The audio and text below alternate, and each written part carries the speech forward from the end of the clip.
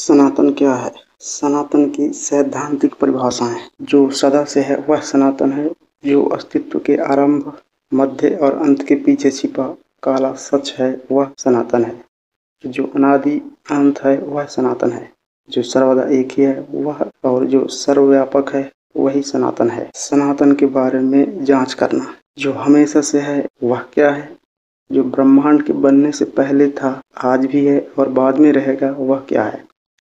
जो समय के आरंभ से भी पहले था और समय के अंत हो जाने के बाद भी रहेगा वह क्या है? जो सर्वदा एक ही है और वही अनेक रूप में व्याप्त होकर सर्वव्यापी है वह ईश्वर कौन है? सनातन के संदर्भ में व्यवहारिक ज्ञान। प्रयोग या शोध पर आधारित ज्ञान व्यवहार में लाने योग्य होता है, इसी को व्यवहारिक ज्ञान समझना चाहिए।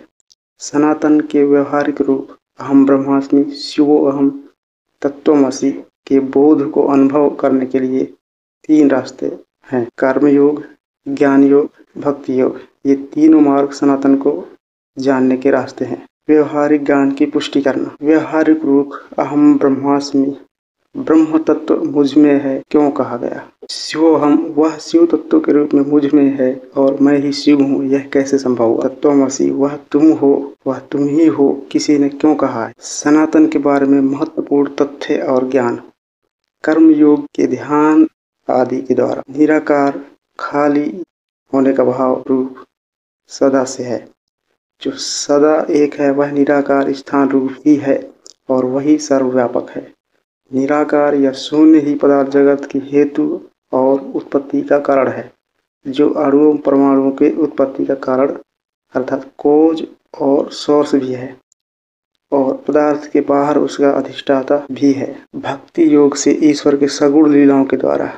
काल शब्द आत्मदर्शन का संदर्भ है। इसे जान लेने पर कर्म योग, भक्ति योग, ज्ञान योग में अंतर नहीं रहता। ब्रह्मांड के पहले काला था, आज भी है और बाद में भी रहेगा। भगवान कृष्ण अपने मुख में ब्रह्मांड दिखाकर बताते हैं कि संपूर्ण ब्रह्मांड उनके ही अंदर है। भगवान विष्णु के कारण अक्षय विष्णु रूप में सर्वज्ञ हैं। वे अपने इस स्वरूप में अनंत और अनादि हैं। महाकाल या महाकाली हमें बताते हैं कि संसार उनसे आरंभ होकर उन्हीं में समा जाता है। सभी का एक निराकार रूप नाम परब्रह्म रूप है, जिसे सुप्रीम बीइंग कहते हैं। ज्ञान योग से श्रुति लेखों को पढ़ने या सुनने से परब्रह्म को पहचानने और जानने के कई रास्ते हैं, जैसे निर्वाण अष्टकम, शिव पंचाक्षर स्रोत, रात्रि सूक्त, जगदीशी की आरती, श्री हरि स्तोत्रम और पंचश्लोकी भागवत आदि।